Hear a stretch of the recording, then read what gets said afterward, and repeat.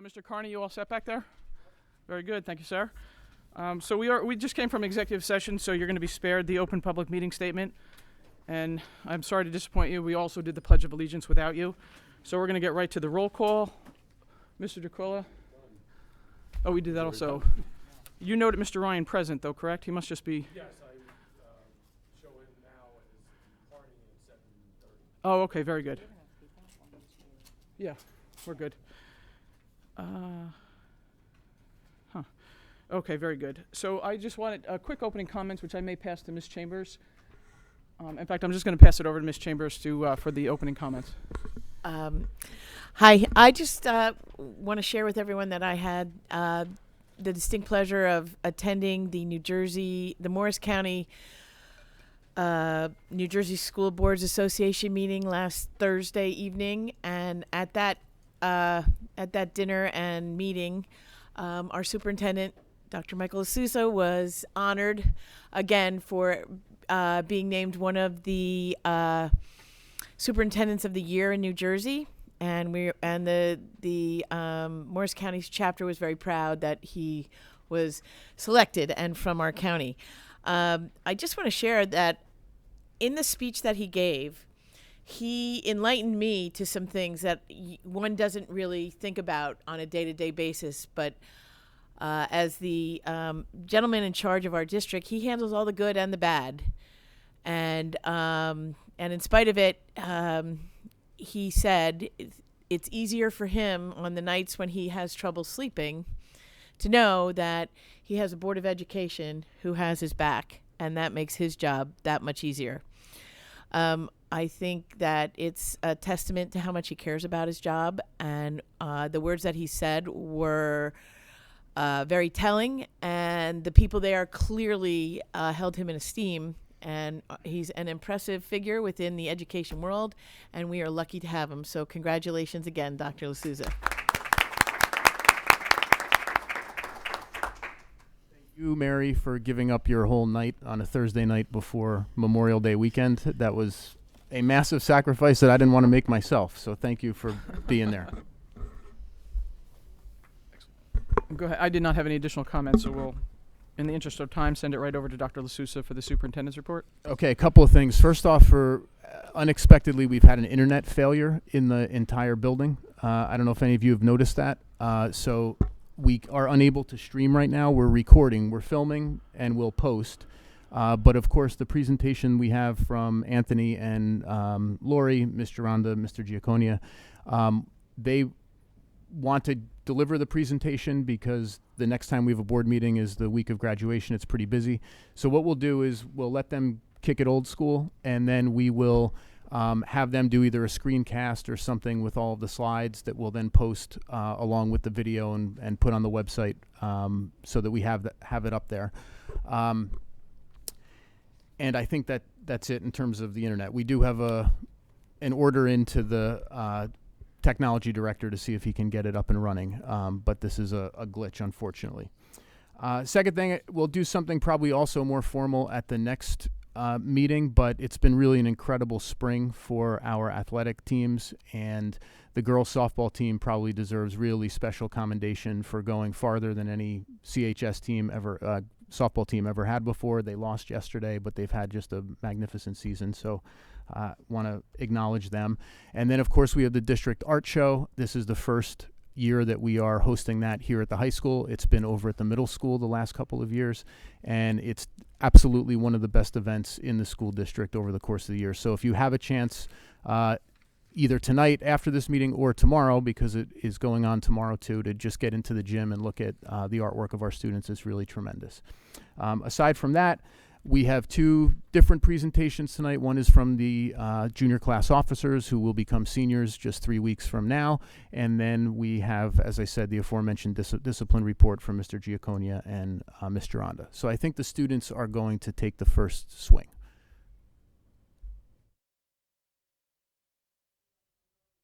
Project it without the internet?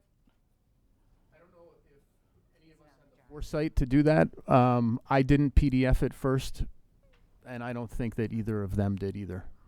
You can't go do it. It's in the drive. It's on Google Drive. Wow, you're trusting. I saved nothing up there. Sorry, go ahead. All right. Hello, everyone. I'm Alec Gironda. I'm going to be the senior class president next year, and I'm here with our treasurer, Ronan Green, and our secretary, Caroline Kiernan. So, on behalf of the class of 2020, we would like to request the privilege of open campus for the 2019-2020 school year. Our class is comprised of students who take their responsibility as role models for the other classes very seriously. Their clear commitment to athletics, academics, arts, and other extracurricular clubs and organizations have inspired younger students to follow suit. Just last week, over 130 members of the class of 2020 were inducted into the National Honor Society, an organization which required a minimum of 25 hours of community service in order to be admitted.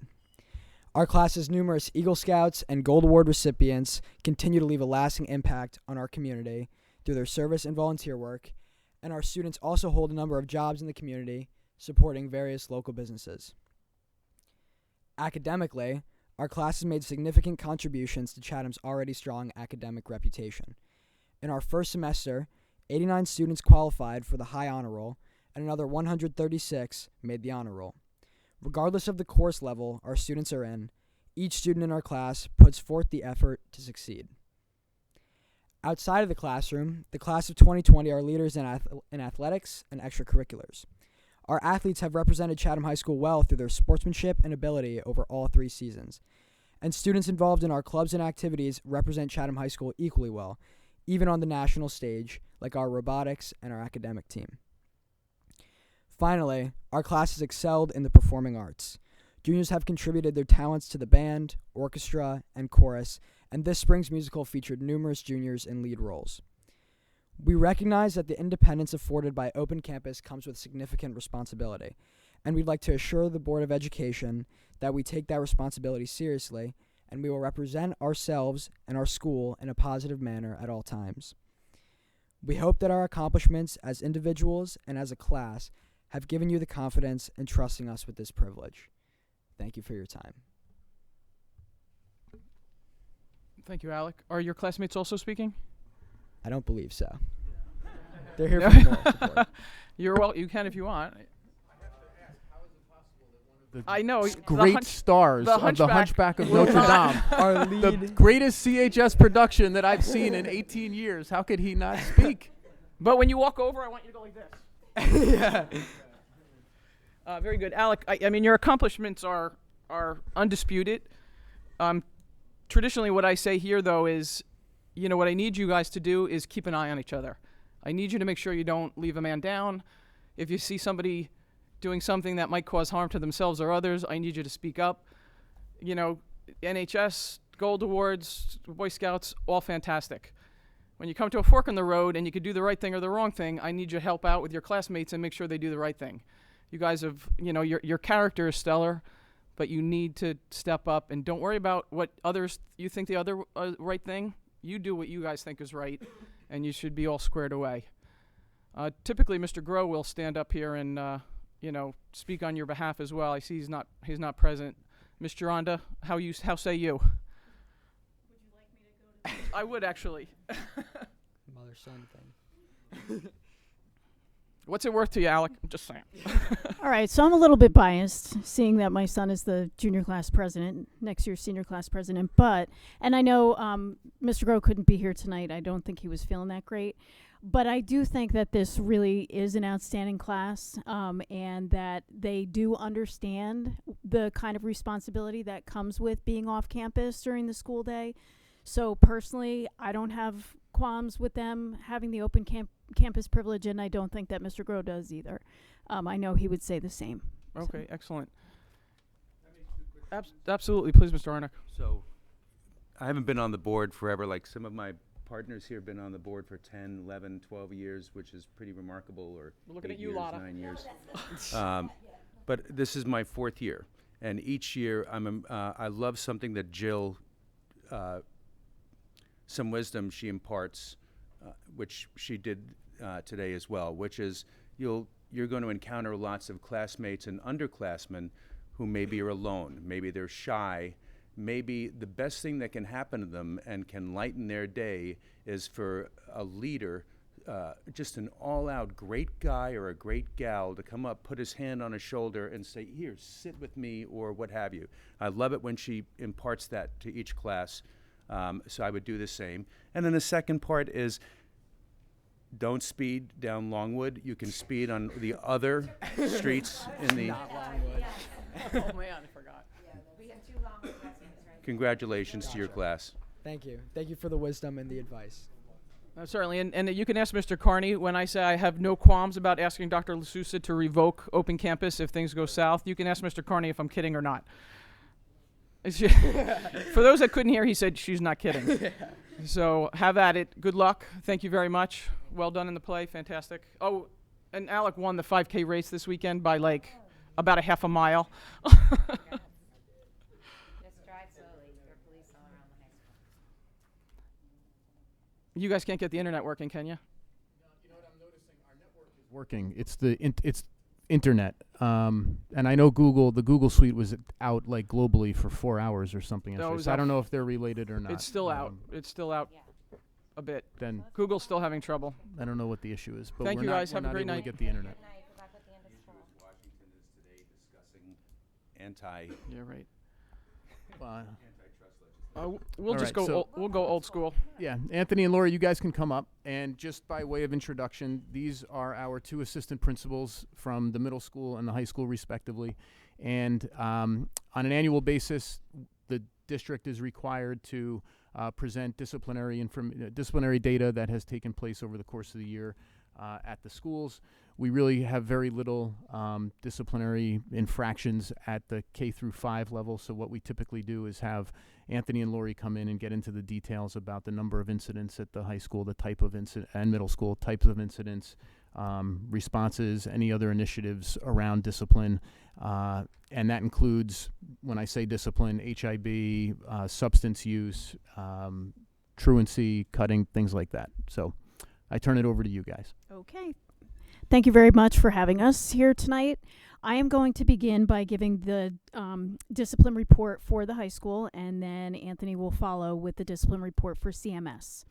So the first thing I just want to talk about is some major takeaways that we've had from this year in terms of our discipline incidents. Number one is that our number of HIB investigations and confirmed HIB incidents, so that's harassment, intimidation, and bullying, has decreased significantly over last year and the year before as well. And I will talk specifically about those numbers a little bit later in the presentation. And the second takeaway is that vaping continues to be a significant problem at CHS. I don't think that this is unique to CHS at all. I think that this is definitely a problem everywhere, but we are seeing the effects of it. And I will talk a little bit about the responses that we've had. The Board of Education, obviously you've passed an update to the policy that we feel will be very helpful for us come September, when we really, we're going to advertise that policy over the summer so that we can start using that updated policy in the fall. And we have also added a unit on vaping to the 9th grade health curriculum that was rolled out this year. So, hopefully that will lead to some improvements, but it is a big issue. When we do the screencast, I will be showing some slides that just show some typical infractions and what the disciplinary response would be. Things like cutting class or vaping, let's say, or being disruptive in class.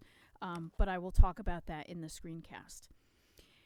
The way that we categorize our disciplinary incidents, there are two different types. There is discipline type and there is file type. Discipline type incidents are the more significant incidents. They may be things like cutting class, cell phone infractions, being disruptive in class, using inappropriate language, whereas file type are more attendance-related incidents where we may have students who don't sign in properly, or they may have excessive lates to class or to school, or even excessive absences from class. So we do separate those types of incidents, and I'm going to talk about each type separately. The first would be our discipline type incidents. So we have roughly 1,310 students at the high school, and we've had 266 discipline type incidents to date. And the date that we used was last Friday, because that's when we cut it off and figured, okay, we're going to go with those numbers. So if we were to spread out those incidents over our student body, that would result in 0.203 incidents per student. However, as we know, every student is not involved in, doing something that requires school discipline. There were 167 students out of our 1,310 that committed one or more discipline type incidents this year. And that translates into about 12.7% of the student body. There were 7 students who committed 5 or more incidents. So 7 out of 1,310, which is 0.53% of our student body. It's not a large number. And when we talk about those kinds of violations, those would be things like cell phones. Traditionally, students who have an issue with cell phones and have a hard time leaving them in their bags repeatedly, will take them out and be written up for that. Class cuts is another example, or using inappropriate language or being disruptive in class. So those 7 students would have committed incidents such as those. There were 6 of those students, 6 out of the 7, that committed between 5 and 10 incidents, and there was only 1 student out of those 7 that committed more than 10 incidents. And I just have to say that, when we do have students who are repeat offenders and commit a lot of incidents, we are utilizing our counseling staff, we are conferencing with parents, with teachers, with the student, with administration, and really trying to provide as much support to the student as we possibly can. It's not simply a matter of being punitive. We also have included in the discipline type numbers, there are other incidents which are known as SSDS incidents, student safety data incidents, which we have to report to the state. There's certain incidents that fall under that category. And these are things like HIB, like substance use that is confirmed, any kind of violence or vandalism. At the high school this year, we had 3 confirmed HIB incidents. We had 3 confirmed substance use incidents. We had 6 confirmed fight type incidents, physical altercations between students. And we had 4 incidents of damage to school property, actually. So those were our SSDS incidents from this year. And taking a look at last year, I know you can't see the data, but our number of HIB confirmed last year was 10 versus 3 this year. Our number of substance use was exactly the same, 3 last year and 3 this year. Our number of the fight, physical altercation kind of incidents went up a bit this year, from 3 last year to 6 this year. And the damage to property / vandalism went up from 0 to 4 this year. In terms of our suspensions, those SSDS incidents are largely met with suspension as a disciplinary consequence. But I will say that we have been, I think, very successful over the past number of years in dealing with the substance use confirmed at school-related events. We have not actually had a substance use confirmed incident since the 2015-16 school year. I know. And I really attribute that to the implementation of the breathalyzer policy. I think that the students are very aware that we're using the breathalyzer. We advertise it. We've been very consistent in using it. And I think that, they understand that we mean business when it comes to school events. So I'm really kind of happy about that. This year we had 14 students who had 1 or more out-of-school suspensions. And then we had 1 student who had a second out-of-school suspension. So most students get the message with 1 out-of-school suspension because it is a pretty significant consequence. Breaking down our offender information, we break it down by gender and also by grade. So, looking at all of the students who were offenders of a discipline type incident this year, about 76% of them, 75.7 to be exact, were males. 24.3 were females. And then in terms of the grades, it was actually pretty even. Grade 9 was 25.4%, grade 10, 27.3%, grade 11, 22.3%, and grade 12, 24.8%. So there was no grade in particular that had, a lot more students in that offender role. Our file type infractions, these are the ones that I was mentioning before, deal with attendance largely. We had 505 file type incidents on record. 277 students were involved in those incidents, and students who have a lot of those kinds of incidents are usually habitually late to school and or class. So it's really attendance issues that we're talking about.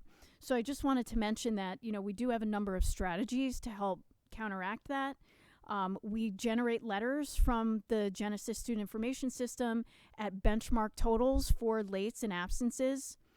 We assign detentions at benchmark totals and also provisional credit and loss of credit. So students can actually lose credit in their courses for excessive lates as well as excessive absences. We require student conferences with an administrator and or a counselor if a student goes on loss of credit and wants to try to re-earn their credit at the end of the year. But we also put our counselors on notice throughout the year to meet with these students who have attendance issues to try to, counsel them and see what kinds of obstacles might be preventing them from coming to school regularly or on time. We have a lot of contact with the parents via email, phone, or conference, and when need be, we have filed truancy complaints with the municipal court in Madison. In terms of academic integrity, this year we had 27 cheating incidents on file committed by 27 different students. That represents 2% of our student body. And we did have, it was 27 reported incidents, 26 students, because we did have a student who committed academic integrity violation more than once. And now for our HIB information specifically. So last year, just to kind of give you some frame of reference, last year we had 19 investigations, including one that we did jointly with CMS. There were 7 confirmed HIB incidents, and of our offenders, 4 were freshmen, 5 were juniors, and 2 were seniors. This year, there were 4 investigations, and that was between September 1st and, the cutoff date. 3 of those were confirmed to be HIB, and our offenders were 2 sophomores and a junior. All of those 4 HIB incidents, or the HIB investigations, were brought to us by reports from students, and like I said, 3 out of the 4 of them were confirmed to be HIB. Now, one thing that I do want to mention is that the board did update the policy this year, allowing for the principals to use discretion or use their knowledge of the Anti-Bullying Bill of Rights and the definition of HIB to determine whether or not a report that was taken by the school would be investigated as HIB or would be investigated as code of conduct. It would be investigated as HIB, assuming that if everything that was reported was true and it met the criteria for harassment, intimidation, and bullying, then a HIB investigation would proceed. If, with all the information, even if everything was true, it would not meet the criteria for HIB, then the incident would be investigated still, but as code of conduct as opposed to harassment, intimidation, and bullying.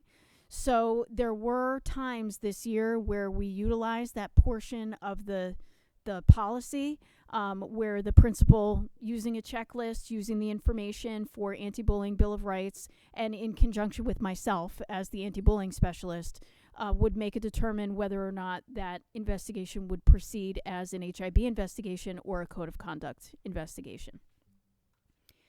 The identifying characteristics that came into play this year with our confirmed HIB, there were 2 where disability status was the identifying characteristic, and there was 1 incident where both physical characteristics and sexual orientation were both part of the reported incident. And then just to let you know, we continue to employ strategies at the high school to create the kind of culture that we would like to see at CHS, and to minimize or eliminate, but really minimize harassment, intimidation, bullying to the best that we possibly can. So I just want to list some of those for you. We continue with the Links Peer Mentoring Program, where upperclassmen meet with our underclassmen, with the freshmen, as they transition into the high school. And we talk about the expectations of behavior at Chatham High School and how we interact with one another, and the respect that we expect all students to show and receive. We have a new student ambassador program, which helps to sort of assimilate new students to our district into our school. The Week of Respect, of course, is the first full week in October, so we have a lot of events that take place then. We had Challenge Day again this year that took place on December 5th. We have club-sponsored events such as the Day of Silence, which was sponsored by our Gender Sexuality Alliance.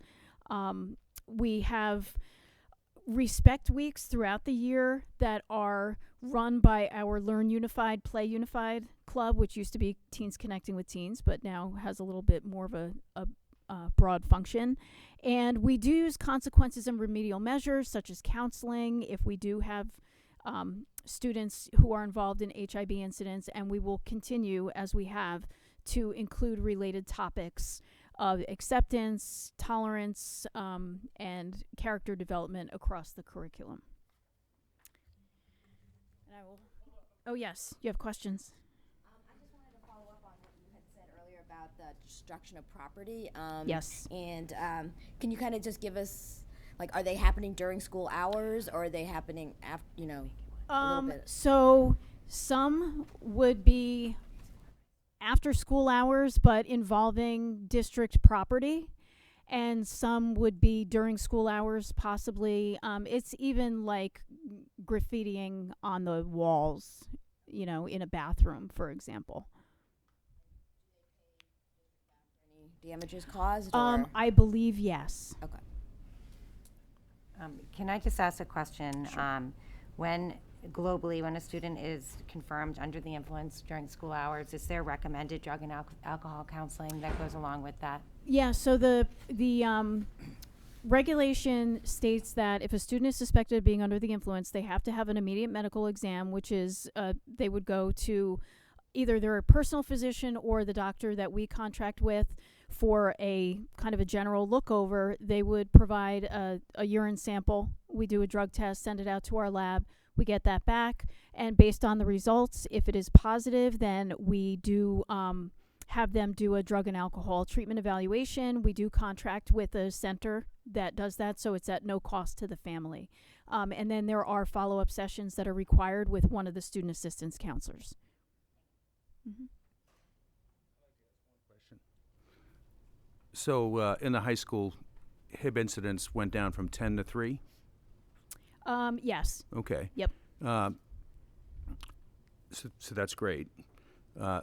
I ask you, can you make an attribution to why that's the case? Have you been stressing earlier in the year, defining bullying, making sure that there's an education process? Because this is a fairly new rule and legislation by the state. Are we informing and doing our job to inform parents and students, and could that be part of the reason why you see the decline?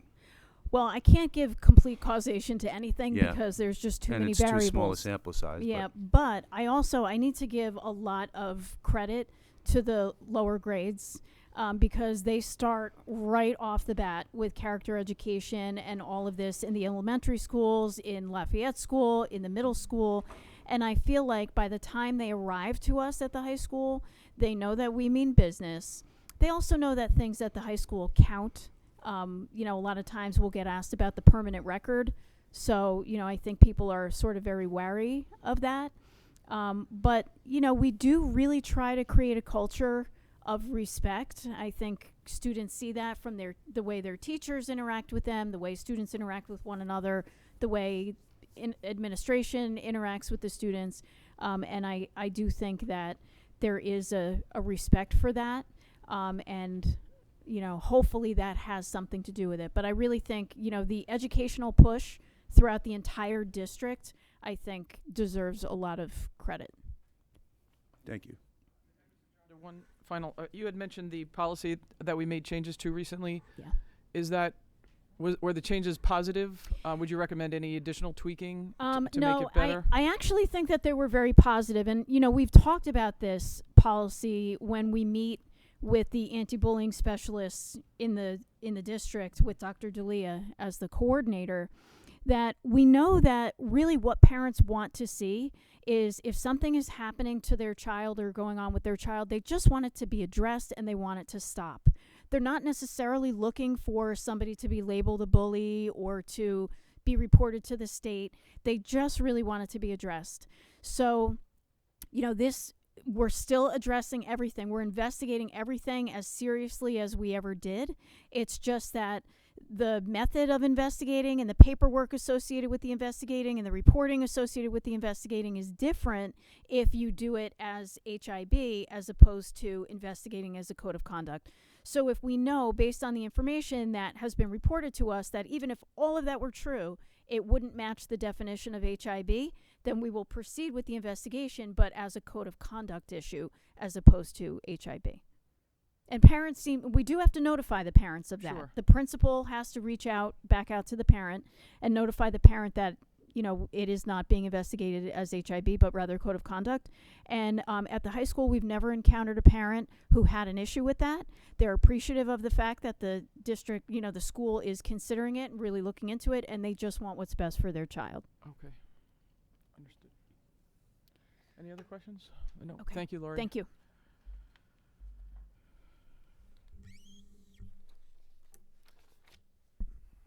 Good evening, everybody. In regards to Chatham Middle School, we saw an increase this year in the number of code of conduct incidents and suspensions, one of our key trends. We also saw an increase in the number of students committing 5+ incidents as well. Fortunately, though, and I'm proud to announce this, that we saw a dramatic decrease in the number of HIB investigations and confirmed HIB incidents this year. As Lori mentioned, there are some typical infractions which we'll go over during the screencast. And those typical infractions, just like Lori, just like the high school, they involve disruptive and inappropriate behavior in the cafeteria, on field trips, on the bus. Typical infractions that warrant discipline. The discipline could range from warnings and conferences with administrators and counselors all the way up to detentions and suspensions as well.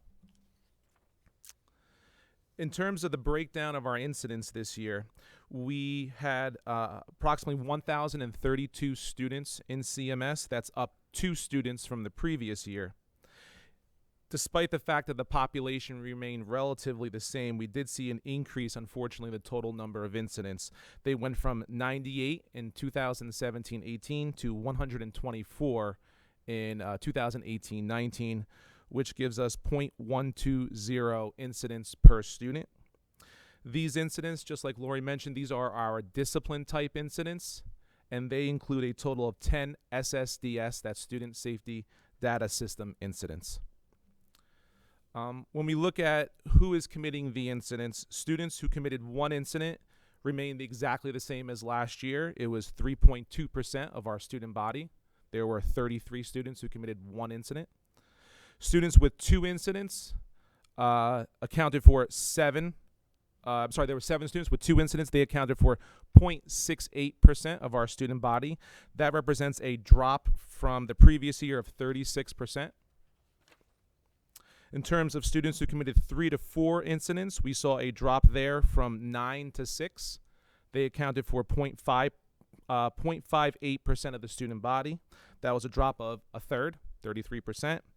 However, as I mentioned, the number of students who committed 5+ incidents went from 3 to 7. So that accounts for 0.68% of the student body. In terms of our SSDS incidents, the HIB confirmed went from 22 in 2017-18 to 8 in 2018-19. We had 0 substance possession, whereas we had 1 in 17-18. Unfortunately, we had 5 fights this year so far, compared to 2 the previous year. We had 1 inappropriate physical contact, 2 threats, and 2 weapon possessions at the middle school. The number of physical altercations, as I mentioned, went up, but luckily the HIB investigations and as I'll mention in a moment, the number of confirmed HIBs went down. 13 students accounted for these SSDS incidents. When we look at the number of suspensions at the middle school, we also saw, unfortunately, an increase from 8 in 2017-18 to 12 at 2018-19. Those are students who were suspended once. For students who were suspended 2 or more times, we went from 1 in 2017-18 to 4 in 2018-19. When we break down the percentage of the offenders by grade and gender, at the middle school, we have, since I've been here, we've seen that it's usually males who are committing these discipline type offenses. This year, the males accounted for 96% of our offenses, whereas the females accounted for 3.8% of our offenses. The 7th grade was our lowest grade. They accounted for 24.5% of our offenses, and if you track them back to the previous year, they were also our lowest then as well. The 6th grade and the 8th grade, a little bit higher. 6th grade was 34%, and the 8th grade was 41.5% of our offenses. In terms of our file type incidents, these are incidents that include information on our confirmed HIB targets, and that again was 8 this year, and excessive tardies, they're about 25 this year. Excessive tardies generates the largest number of our file type infractions, and just like the high school, we take some measures in order to try to correct that. Letters are sent home via the parent portal. Student conferences are held with the administration and with counselors if need be. Parents are notified via email and phone call, and if need be, they are asked to come in for a conference as well to discuss attendance matters. And at particular thresholds, detentions are handed out. In terms of our HIB numbers, in 2017-18, we had in total 53 investigations. 22 of those were confirmed, 5 students reoffended. This year, we went from 53 to 29 investigations. There are 3 that are in progress as of last Friday, our cutoff date. 8 incidents were confirmed, 2 students reoffended. So when we look at the data, our HIB investigations dropped approximately 45%. And we also have a lower percentage of confirmed HIBs. In 2017-18, our percentage of confirmed HIBs was 41.5%. As of right now, our percentage of confirmed HIBs is 27.6%. Of the 8 confirmed HIB violations, 6 of the 8 involved verbal comments, 1 involved electronic communication, and 1 involved a physical act. Of the 2 students who reoffended, those students reoffended. They had previous HIB offenses from previous years, not this year. In terms of who is filing our HIB reports, parents accounted for 48.3% of all of our HIB reports that were filed. Of that 48.3%, 14.3% was confirmed. The students filed 6 HIB reports, and of those 6, 3 were confirmed. Staff members filed 9 HIB reports. Of those 9, 3 were confirmed. And again, those that were not confirmed, they could fall under the category of our code of conduct, so they could have been mentioned as a discipline type incident. In terms of our identifying characteristics, weight was a motivating factor 2 times, perceived intelligence level 2 times, height, identified sexual orientation, disability status, and medical condition were motivating factors all once. So in terms of the reduction in the HIB offenses, I think in large part it's due to the different dynamics within the grades from year to year, but I also want to extend my thanks to my staff, because we implemented a number of school-wide strategies this year in an attempt to address HIB at CMS. As a big collaborative effort. Some of the strategies that we engaged in were mandatory remedial measures for HIB offenders and targets. So that includes follow-up with guidance counselors and case managers to address the behaviors in question. We had assemblies presented on the themes of acceptance and bullying. This year, the Morris County Prosecutor's Office delivered a presentation to us on bullying, cyberbullying, and hate crimes. And also, we had our own challenge day at the middle school involving the 8th graders. As usual, we had our Week of Respect activities this year that focused on the themes of respect, community, and tolerance. Some of the activities the students participated in, they were decorating their lockers with I am statements. So the students were encouraged to write a statement that reflected who they were. I am an athlete. I am a dancer. I am unique. And they put those on their lockers, and the hope was that they would see that other people around the building shared their common characteristics. We also invited the students to team up against bullying and wear jerseys on a certain day. Put a lid on bullying, wear caps on a certain day. The idea there is a sense of community amongst the student body. We have our annual HIB education piece that we implemented at the beginning of the year for students and parents. Parents were invited to watch an animated presentation on our HIB policy and procedures on back to school night. And the students received a lesson from the assistant principals and the guidance counselors during the Week of Respect. And then they were invited to sign a large poster-sized version of our CMS Pledge Against Bullying, and that was posted in the cafeteria. And we have the 6th, 7th, and 8th grade pledge posters right next to each other. So as the students come down every day to the cafeteria, they see their initials, and they're reminded of the pledge they made. We had a student recognition program this year, a Student of the Month. Teachers were given a set of criteria, and they were asked to nominate one student per house per grade level. The students were chosen based on criteria such as demonstrating effort in school, being respectful, helpful, honest, good role models. If the students were awarded a Student of the Month award, they would receive a certificate, a free lunch courtesy of Chartwell's. They would get their names on a bulletin board, and they would get their names broadcast on CMS and the AM. We also had character education lessons infused into our health curriculum for the first time in a big way. The 6th grade, they discussed self-esteem, conflict resolution, empathy, and healthy relationships. The 7th graders would discuss wellness, communication skills, and stress management. 8th graders would discuss decision-making and mental health, and our SAC would help to present those lessons. We also had follow-up HIB lessons implemented throughout the year as well. These were online lessons that were administered by our staff members. Some of our staff members created these lessons as part of their Go Time projects. And these lessons would feature videos, articles, and short assessments on the subjects of bystanders versus upstanders, physical appearance, and empathy. And we also had a student version of our school safety team as well. We invited select students and we rotated through them throughout the year. They met with the administration and the counselors, and we discussed ways to improve school culture. Some of the ideas that were generated from this committee, some of the students were saying that some issues were arising in the cafeteria once the students were done eating. So they came up with the idea of buying some games for the cafeteria. Uno, playing cards, sorry, things like that. The students also mentioned an idea that we are considering for next year, some sort of a mindfulness day or an unplug day, where they would unplug for the day from their technology. And just recently, at our most recent marking period 4 student school safety team meeting, one of the students had a great idea for a community service project where they would invite people in from the community, St. Hubert's, for instance, our animal shelter, and they would have like a little fair, a community fair, and students would go around and see maybe some of these organizations they might want to get involved with. And finally, we also have our ongoing strategies that are implemented every year in order to address HIB.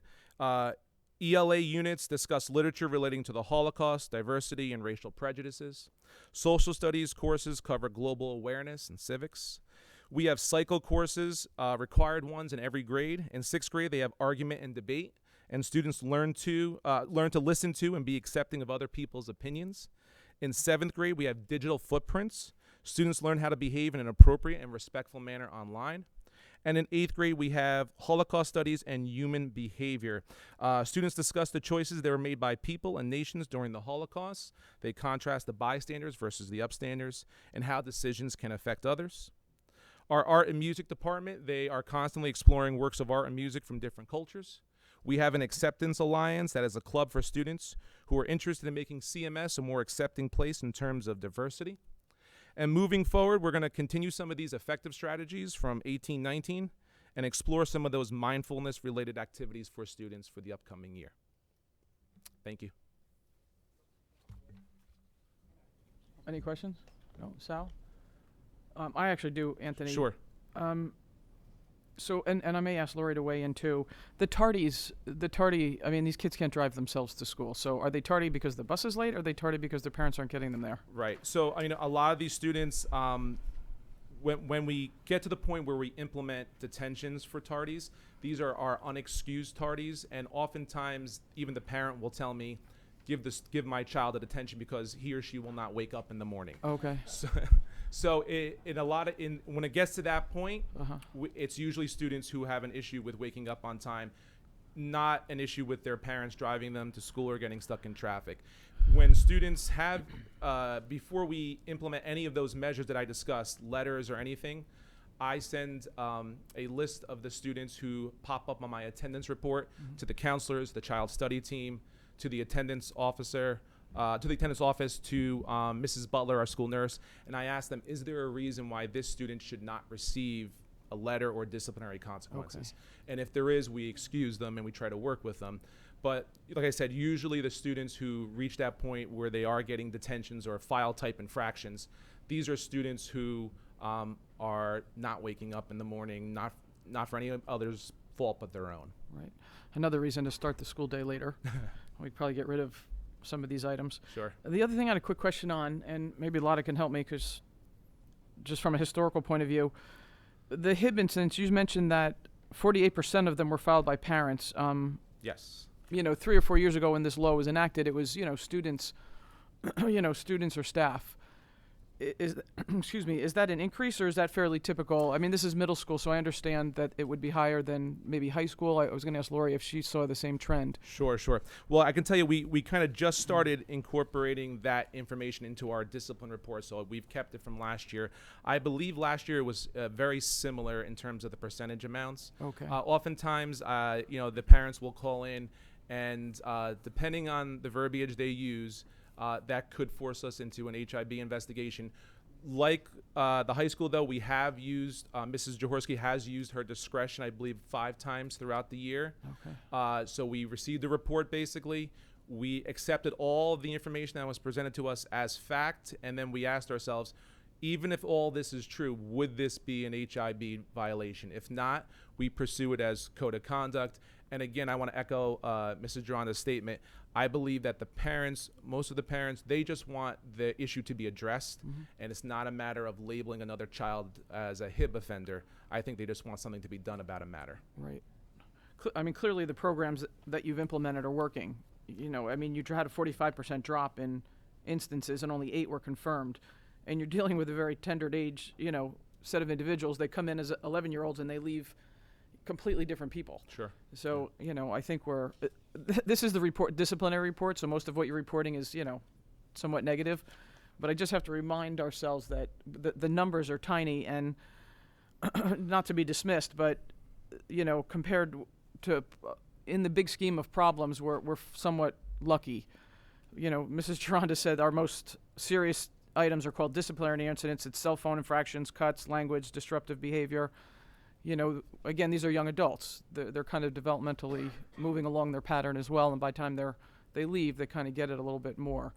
But I think we're very fortunate, that we have a student body that is very responsible and that they do, they have one and done instances. They get it. They get the message. Okay, I overstepped, and then they back off.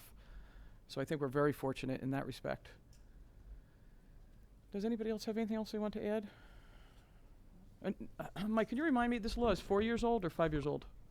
I believe it took effect in 2011. 2011? Actually, time flies. Oh, my goodness. I want to thank Anthony and Lori for their presentation, all their hard work. I also feel like I need to say that it's nice to have a year where we've had some declines. Last year was a little bit of an anomaly in how many investigations we performed, but we could pop right back up next year. These issues and matters are sometimes unpredictable. We're going to keep working at it. And I do, just to provide a little bit of a greater context, last summer at our administrative retreat, every summer we have an administrative retreat for all the administrators and supervisors in the district. We spent the 2 days with Dr. Maurice Elias from Rutgers University, and the topic and his area of research and expertise is social and emotional learning. And we spent the 2 days rather, discussing issues revolving around social and emotional learning, and we all committed to having our own professional development goals, every supervisor, every principal, and then we ended up spreading that out throughout the whole district, to try to build awareness and build capacity and develop strategies around different aspects and different competencies in the whole social and emotional spectrum. So a number of the items that Anthony in particular mentioned kind of sprung from that retreat, and we have that taking place in all of our academic areas as well as all of our school buildings. So we're trying to foment a positive culture and one that's inclusive and accepting of all students, recognizing that that's an imperfect endeavor. Mike, that's been a drive of yours since I've been on the board, and it was clear from Lori and Anthony that you're not checking the box. You're not ticking a box. You're all business. You're getting input from students. You're trying unique and different things, and you're making it a priority, which is all we as a board. It's something we appreciate seeing as a board. Thank you. Thank you. Excellent. Thank you. Anything else, Dr. LaSousa? I think that's it for me for now. Okay, very good. Moving over to the business administrator's report. Sure, very brief Thank you, update. Lori and Anthony. On the middle school auditorium, the demolition should be completed at the latest by the end of next week. So far, the contractor is on schedule for all of the work and the substantial completion at the end of December. The next stages are, now that the ceiling is open, the steel subcontractor will be back in to do final measurements, as well as the HVAC company for the ductwork. So they're proceeding. And per the board's request, the special service building will not be touched until the week of the 24th at the earliest. Thank you. And that's all I had, unless there's any questions. Who's the contractor? It's not the same contractor that did The the. contractor for the middle school auditorium is Billy Contracting, who, we had our first construction meeting last week, seemed very responsible and on top of things, but we're early in the game. And will they be using the same seating contractor, the No. second one, not the No. one that went belly up? No, I believe they're using a different contractor. Okay. Does anybody have any questions for Peter on any of those items? Okay, committee reports. Ann is not available, but the personnel has not met. She gave a report at the last meeting. The big focus there is just filling any openings that we have in staff before next year. Curriculum, Ms. Clark? Curriculum has not met. We're scheduled to meet on June 17th at 6:30. June 17th. And just a note, I won't be there. Okay, got it. Finance and facilities, sorry, Mr. Arnott, I'm going to have to tap you a couple times today since you're so alone at that end of the table. Sure, and I'll take finance and I'll go into policy. That'd be if that's all great. right. I appreciate So it. Thank you. Finance is easy. We have not met since the last board meeting. Policy, on the other hand, we did meet and we discussed two policies, one of which we're going to be approving tonight, policy 5562, but we'll get to that later. It's a policy around violence prevention and response, and shoring up some of our policies to make sure that we're protecting our students and staff as best as we can. And then policy 7442, we're not moving on it or acting on it tonight, but that's a data privacy and security policy. And you remember we had our head of technology give us a pretty strong presentation just a few weeks ago. So we still have a few questions that we're trying to iron out on that regard as well. That's it. Data privacy is on everybody's concern. 60 minutes, that's the treasurer. the chairman of Commissioners of the Fed said that's what keeps him up at night is cyber crimes. Okay, thank you, Sal. I appreciate it. Liaison reports. Does anybody have a liaison report? I do. Okay, excellent. I guess I'd like to first start off saying we need to acknowledge CEF for funding the second annual art show that's being held at the high school gym. And it's also tomorrow night as well? Is that right? Okay. Also would like to say that CEF has so far raised $80,000 to date for this school year. And another fundraising activity that they're working on is the teacher tributes, which will be going on until June 13th for your star teacher. Your teacher will receive a beautiful chocolate star in your choice of milk or dark chocolate, along with a personalized message from you or your child. And lastly, we want to remind everyone that the TEDx Youth at Chatham event is going to take place on June 14th. It'll feature speakers from CHS and across the community. It is free to the public, but registration is a must given the capacity at the auditorium. And you can go to chathamedfoundation.org to register for both the teacher tributes and the TEDx Youth at Chatham event. Karen, did you want to add anything to the TEDx? No. And it will be streamed live, right? So once we fill up to capacity, we will be streaming it? Oh, sorry. Sorry, Connor, are you okay? Not to stream it. Oh, we're not. It may not be streamed. It may not be streamed? We're discussing that and the pluses and minuses of doing that, and the consensus seems to be moving towards this is a big lift, maybe bigger than some of us realized it would be, and focusing on what's happening right there Present. and trying to get all of the technical details ironed out might outweigh the desire to stream it. All of them will be recorded and posted like 2 weeks later on Okay. the Right. That's Okay. fine. TED That's Ed good. site or I whatever. think that's so. fine. Okay, so all the more reason to get your tickets then early. My timeline. I was going to watch it from my position, but I'll watch it on record it. Does anybody else have any liaison reports? Yes. Performing arts Oh, update. perfect. Thank you, Sal. So this has been a busy month, this past month, the month of May, for the Chatham Performing Arts, featuring 2 high school concerts, a theater studio production, String Fest, 3 middle school concerts, and the 8th grade clinic and trip to Dorney Park. But they're not done. This week, the student directors are going to be presenting their one-act plays on Wednesday night, and next week, Lafayette 4th and 5th grades have their spring concerts.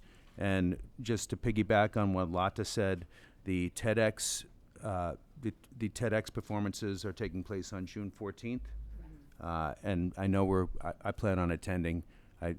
I'm really anxious to see this. I think it's probably one of the most important skills, let alone performing arts, just communication skills that can be applied to any part of their future lives and development. I think it's fantastic. Thank you.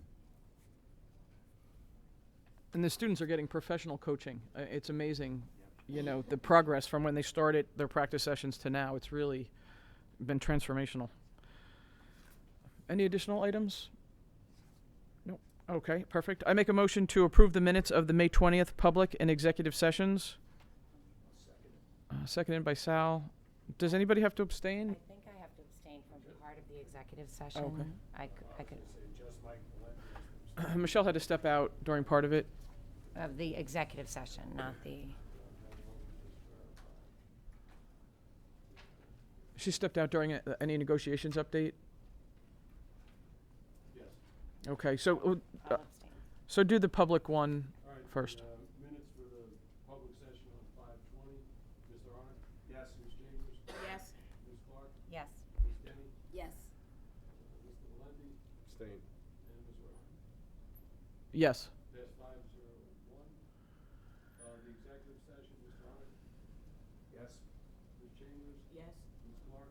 Abstain. Ms. Kenny? Yes.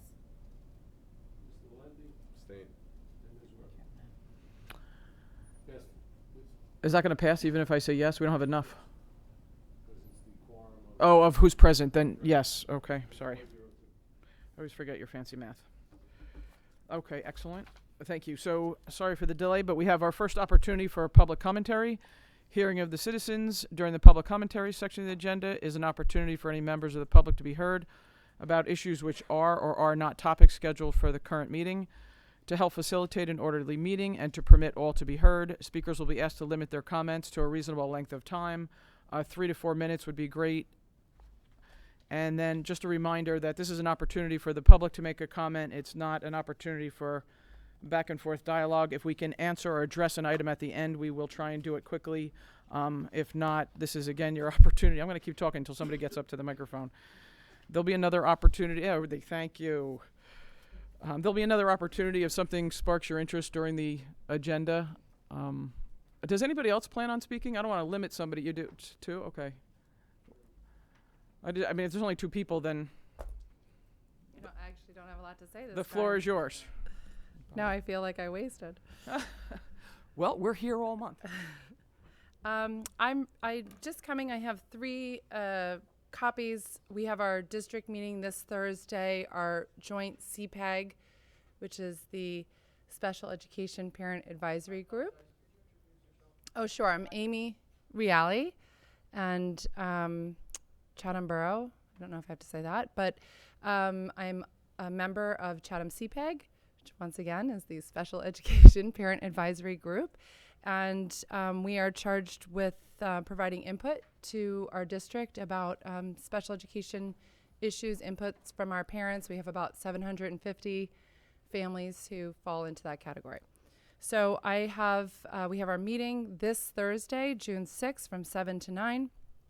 And I have our agenda for that meeting. We have some odds and ends updates. We're actually just started our own website, so that will be a great source of information for families, resources that our families collectively bring. So I'm hoping by the end of the summer that that's complete. But we're hoping that the bulk of the meeting under joint business is to talk about our first proposal to the district about our literacy program. To remind you, we had 3 things that we suggested we can discuss and talk about, learn more about. One is doing a Dyslexia Awareness Month, which is in October. And I can tell you, well, after hearing tonight about some of the issues, I've consistently heard from families, I'm starting to hear more stories, I think, just in this position. But, I had a mom tell me, oh, we did our orientation at Lafayette, and one of the young students who were bringing us around passed one of the resource rooms and said, this is where the dummy classes are, and to a group of parents. So, I have friends whose kids come in from the resource room and get harassed because of being there. And, it's just a matter of education. I think a Dyslexia Awareness Month is not only good for teachers and being aware and early identification, it also helps grow the culture of empathy that our 2 previous speakers spoke about. So, part of that, we have a simulation for staff, learn different days, a parent or student speaker, all things about empathy, I guess. And then talking about doing a sort of run to raise money, run for a book, or someone had a clever title, I can't remember. But, and then so I hope that we can partner to do something like that in October. The certification issue, we talked about investing in our teachers.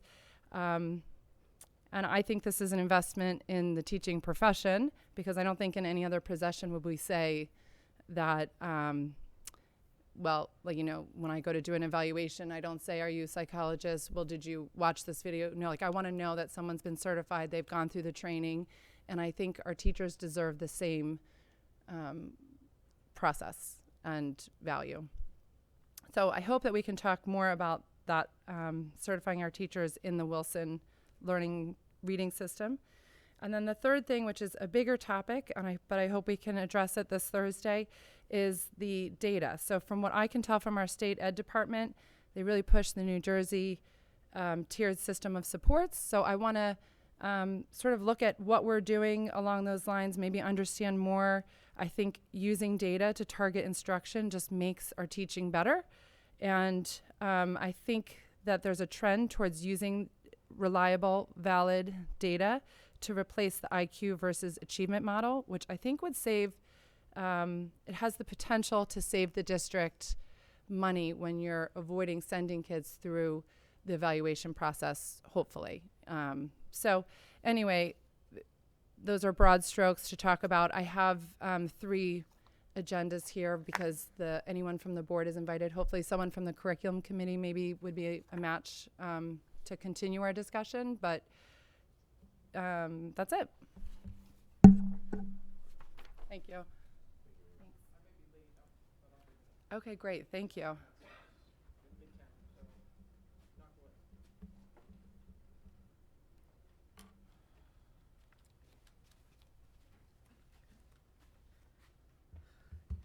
Hi, Jane Devlin, Chatham Township. This past May 21st, at the high school, the Young Progressives Club sponsored a program, an evening program called Chatham for Change Panel. And I just wanted to give them a shout out to compliment them. It was really a very informative night. The students had 3 different sections. One was about our local government, and borough and township representatives came not to speak in terms of elections, but what provoked them to enter into civic service.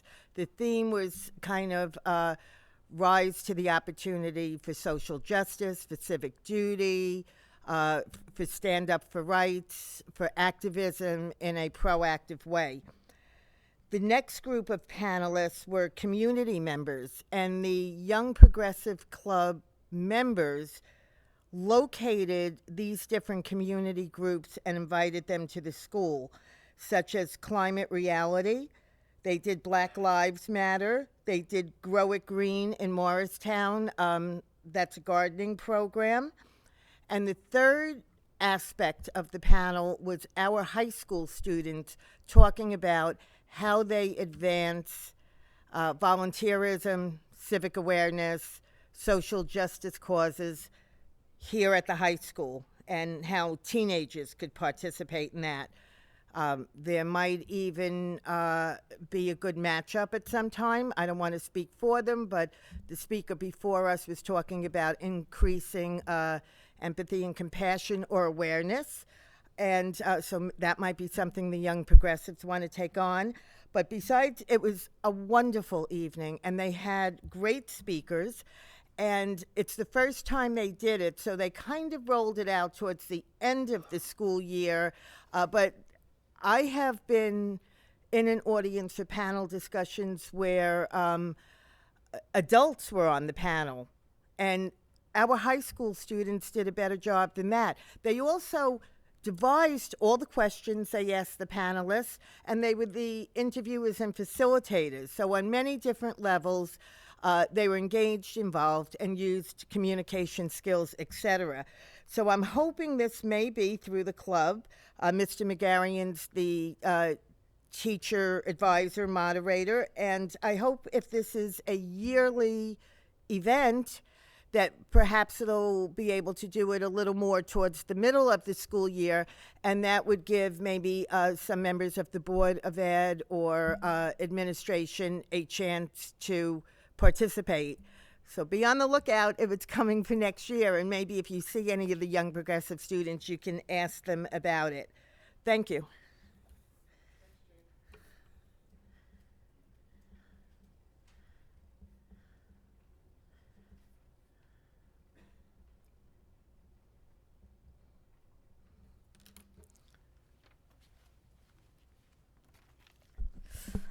Hi, everybody. My name is Emily Lamb. I'm a junior at Chatham High School this year, finishing up my junior year, which is very exciting. Looking forward to the summer. And I am a vocalist with Honors Music, and I'm a member of Chatham Voices. So as a member of the Honors Music program, in order to qualify for honors credit in Voices, I'm required to do several projects throughout the year. And coming here and speaking to you today is kind of the last component of my spring project. And I'm attempting to increase the amount of people who are involved in the music program and people who are aware of the importance of being involved in music education. So first of all, I'd just like to thank the board for all of your support with the music program this year, especially for supporting us with our new uniforms this year, which is very exciting. The old uniforms were great, but I think they've outlived their usefulness. So we're very excited. Everyone is really excited about the new uniforms, so we really appreciate that.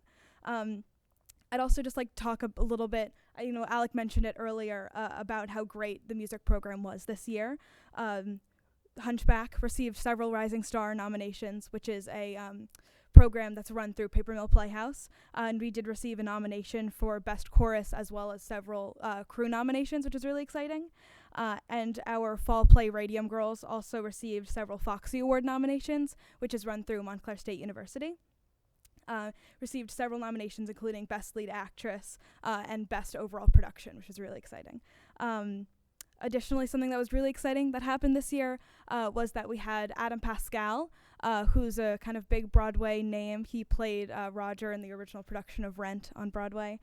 He came in and he did a master class with some students. So it was a couple months ago. A bunch of people auditioned. Actually were able to sing a couple bars for him, and he was kind of workshopped us through the process of kind of an audition, which was a really cool, unique event that we were really excited about this year. And also, I'm sure you guys are aware of it, but now we're all kind of, the two honors choirs, Select and Voices, are kind of gearing up for our big trip to New York next year. We're going to be performing at a bunch of different places in December, including at the Empire State Building and in the UN. So that's going to be a really exciting event. So we're really looking forward to that. So supporting music education is obviously a really important thing. And, to everyone who's going to be watching at home when this video is posted, it's really important to be involved in music when you're growing up because it does kind of change the way your brain works. And it's been proven scientifically that playing an instrument has the ability to increase cognitive skills across the board. And according to an article in The Telegraph, learning an instrument allows students of whatever age, whether you're learning it when you're older or you're learning it when you're in school, it activates portions of your brain that control hearing, memory, and motor skills. And it also makes students more attentive and focused, which ultimately increases their academic potential. And then obviously, beyond the academic benefits of participating in music programs, there's also a lot of really great social benefits. So in my own experiences, I've been involved in chorus since 3rd grade, which was my first opportunity when I was at SBS. And being in chorus has allowed me to kind of learn a unique new skill. And it's also allowed me to meet a lot of kind of diverse, interesting people, because especially in Chatham Voices, we're a group of 16 girls, so everyone knows everybody, we're all really close friends, and we all come from very different friend groups. So without chorus, we wouldn't have the ability to ever interact with each other, which is a really great experience for me. So just to kind of close off a little bit, I just would like to implore you all to continue supporting music education at CHS and throughout the district. It'd be really great. I would love to see some of your faces at some of the concerts, at the China Performing Arts Club showcases. We just had one this past week, which was really great. So at the concerts, at the plays, at the musicals, at the showcases, it'd be really great to see you guys come out and support us. Additionally, something that happened this year, which is a little bit upsetting, that we have a music trip every year. And this year, the trip was scheduled for right before AP testing. So it turned out that a number of students couldn't attend, and the trip was ultimately canceled, which was very upsetting. And especially because most students who are in the music program do a lot of other classes and a lot of extracurriculars. So it'd be great if in the future, when you're working on those scheduling things, if you could kind of consider timing and making sure that everyone has the ability to attend these trips without having it be an issue academically. And then finally, kind of again for anyone who's in the press here or people who are watching at home, obviously athletics are really, really great. We love the athletes. Softball team is great. I have a lot of friends on the softball team. But I noticed personally that sports are covered a lot more than the music programs and the performing arts programs, than even, the academic team who made it all the way to nationals this year. So I really just implore everybody to consider covering everything equally and attending music events and trying to spread the wealth a little bit and support all the students at Chatham High School. So that's it. Thank you. We do attend as many events as we can. I attend almost every. Yeah. We just like to hide up in the top row. I'm going to find you now. Yeah, I was thinking the same thing. I'm going to find Emily and I'm going to point out. We kind of hide in the back. We don't want to take up the good seats. Good evening, Bill Heap. I would like to compliment Ms. Lamb on a great presentation. It was really, really good. Congratulations. I'm here tonight representing the Chatham JCs, and I would like to invite all of you to put on your running shoes and join us Saturday morning for our 42nd annual Fishwack race. Dr. LaSousa? Prom night, I understand, but we start off the Fishwack Day activities at 9 o'clock with our family fun run, and then the more serious run at 9:30 at the train station. For those of you who might consider running, you're going to have to put up with various high school and college track and field ringers who are out to embarrass all of us. Not much we can do about that. It is a great way to get your blood flowing. It looks like it's going to be a very nice day, and it's an even better way to fix a Friday night hangover. So please come out and join us on Saturday morning at the train station. Thank you. Can you wait, Jane? Can you wait till we swing around? Excellent. Thank you, everybody. I'm going to close the first public commentary, but there is another one, Jane, and you know we'll get to it fairly quickly, so thank you for your patience. So I'm going to move on to the action items. And again, just a reminder, these are posted on Friday, so we've read them over the weekend, and certainly they're posted on the public website. Mrs. Ciccarelli is not here. Would you be able to move? Mary, do you mind moving the personnel items? Wow, it's the first time for me. Is that right? Oh, Yes. I didn't realize that. I move personnel agenda items A1 to A8 Excellent. for vote. Thank you. Seconded by Mike. Any questions or comments for Dr. LaSousa on any of the items? Again, we've had an opportunity to read these, so it appears that we go through them quickly. We've already looked through them. No questions? Peter, would you mind? Sure. Agenda items A1 through A8. Mr. Arnick? Yes. Ms. Chambers? Yes. Ms. Clark? Yes. Ms. Kenny? Yes. Mr. Valenti? Yes. And Ms. Weber? Yes. Agenda items passed 6-0. Excellent, thank you. Mr. Gilfillan is not here. The sole member of the Finance Committee, I'm sorry, Mr. Arnott, do you mind if I tap you again? Sure. I would like to move agenda items B1 to B17. I believe there is a donation I want to note. And we accepted some PTO donations from Washington Avenue in the amount of $4,600. The bulk of which is going to go to standing desks and painting supplies to refresh the blacktop and for inspirational quotes throughout the school. Nice. And I think number 13, the Lafayette, is also a donation right underneath it. Yes. There we go, okay. And that amount is for $21,348 for the purchase of a projector screen, including all materials necessary for installation for the school's gymnasium. That's a substantial donation. Thank you very much. Thank you. Did you get a second, Peter? Second? Not yet. I Yes. second. Is the school's gymnasium a good place for a projector? Is it kind of cage around it, or is it unbreakable? I have 3 boys, and I can't keep nothing on the walls. How is that going to work? We have one at Southern Boulevard School too, because those are the only locations where they can have a big audience that. Right. Yeah, in the gym. Where a board is viewable. So I think it will be fine. Okay. Excellent. Thank you. Does anybody have any additional questions on any of the finance or facility items? Seeing none, Peter?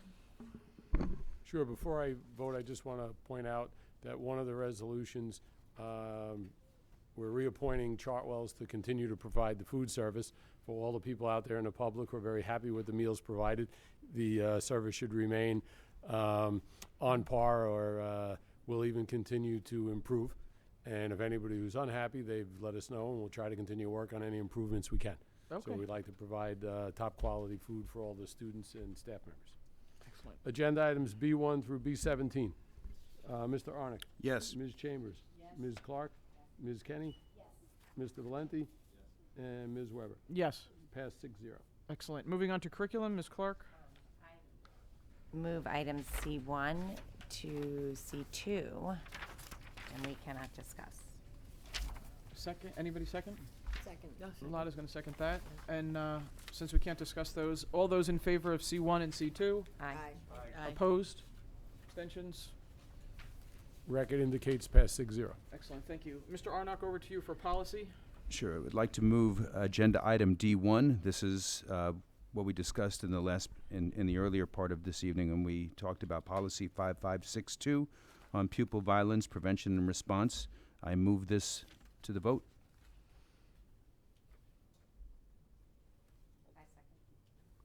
Excellent. Thank you.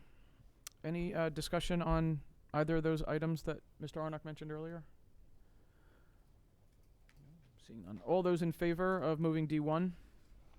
Aye. Opposed? Abstentions? For the record, D1 passes 6-0. Excellent, thank you. Okay, great. So that didn't take too long, so we're back. So board business, I think it's just the calendars. Oh, sorry, Mike. We're gonna just talk about the calendars. The surveys came back in, they're in your folders. It appears that calendar number 2 was the overwhelming favorite, with calendar 1 coming in a second. The only difference between the two is an extra day on President's Day, but they both start earlier before Labor Day, and they both end earlier, June 15th. The difference in calendar 1 and calendar 2, the significant difference is this: one of the spring breaks. In calendar 1, the spring break is before Easter. In calendar 2, the spring break is after Easter. Calendar 4 didn't really get enough love, so we're really between calendars 1 and 2. I mean, the overwhelming percentage is that's those that responded liked calendar 2. I know we take this input from the community and families. What is the input from staff? So after you all discuss it, and if you're comfortable with calendar 2 being kind of the one moving forward, I will share it with staff, and then we'll put it on the next agenda for approval. And You'll share it with them as that is what the calendar is, or we're no, not I'll giving share them it to input? get their input. Okay. But the way the board's been operating in recent years has been to typically go with whatever the parents think. So my responsibility will be to share it with the staff and get their input too. Okay. And I can bring that to you when you Yeah. go to Yeah. approve it on June 17th. No, I understand that. Just because of the days in the beginning of August, not the beginning of August, the end of August. I just want to make sure that's communicated far in advance.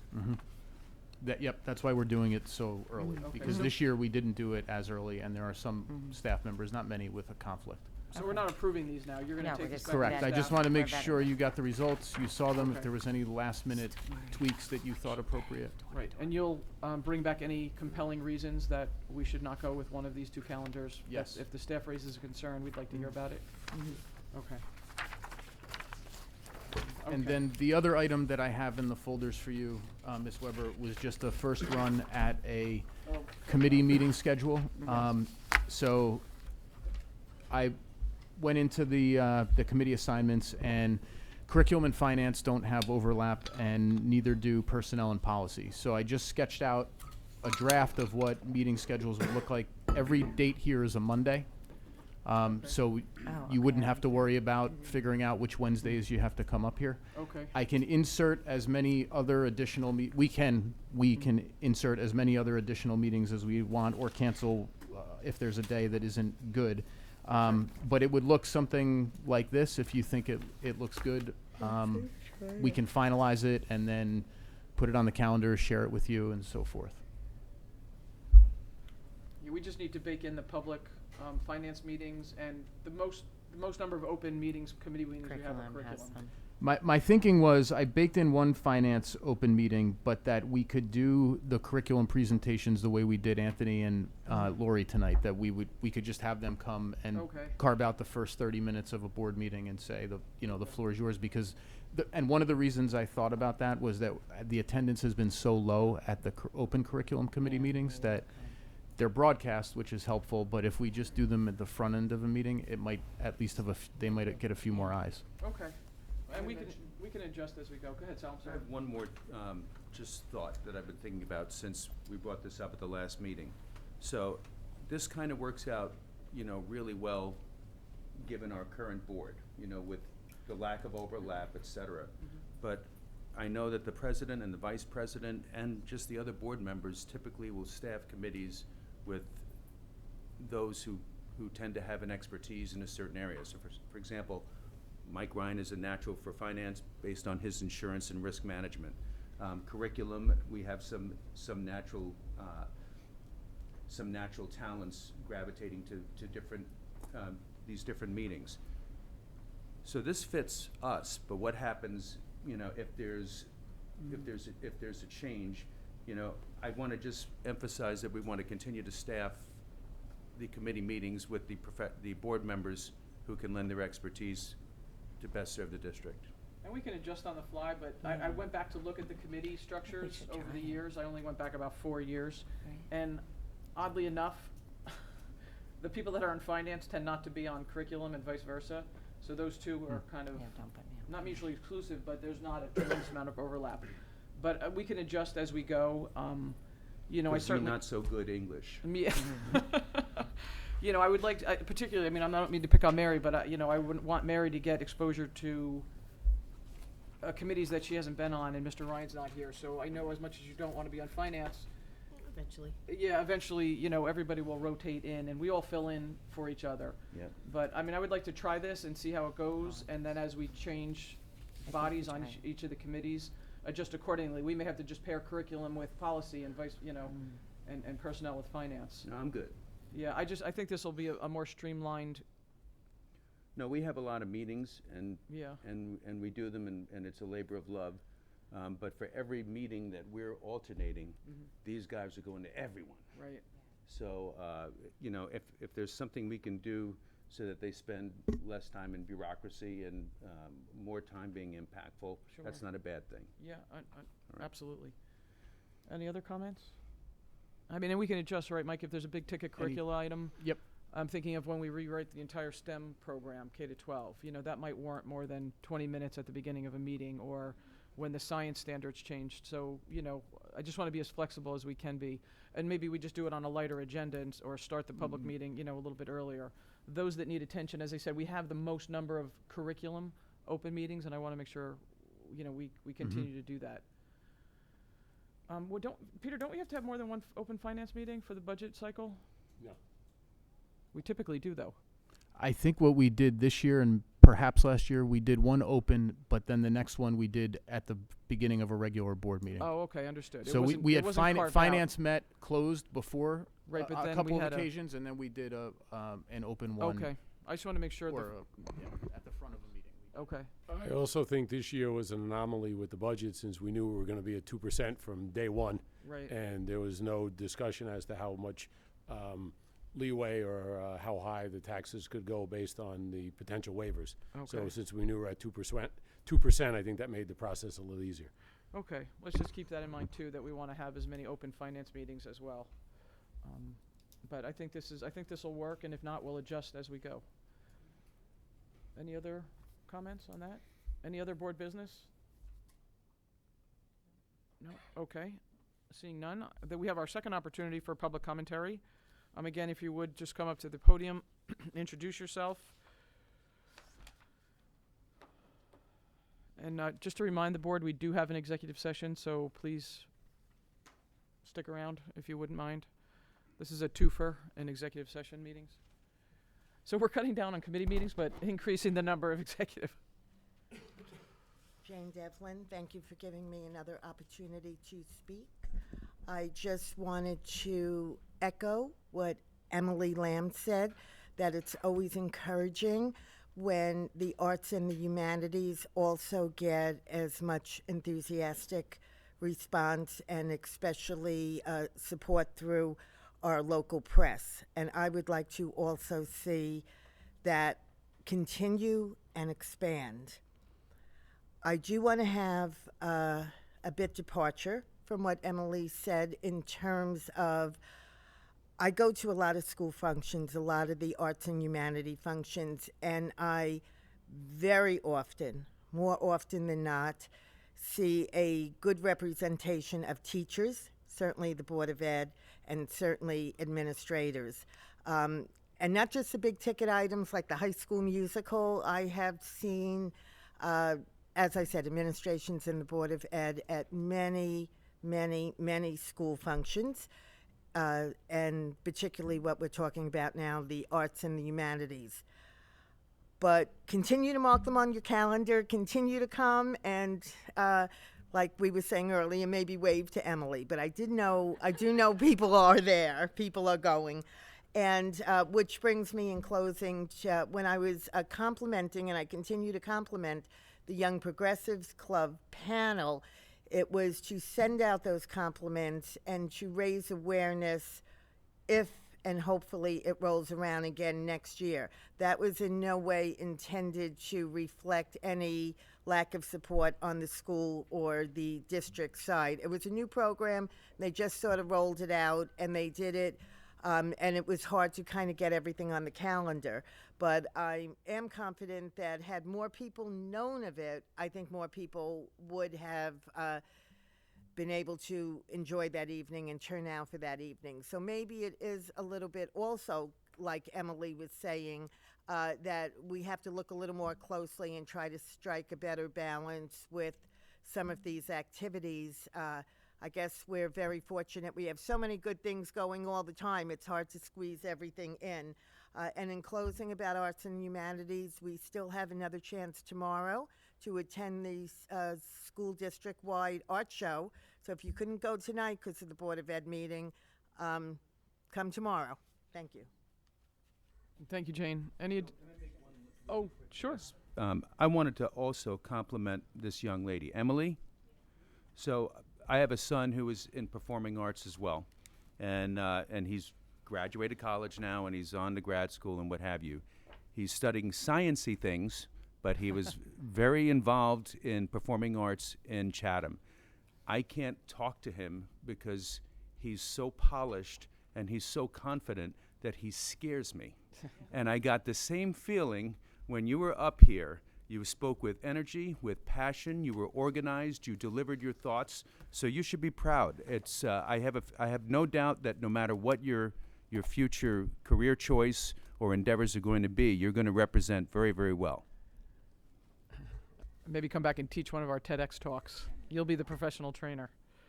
And when we all go to events, I want everybody to take a selfie and send it to Emily. I can take a selfie with you. So I make a motion to close the public session. Action will not be taken, correct? Or possibly? No action will be taken in the executive session. I second. Second. All those in favor? On 2, break. 1, 2.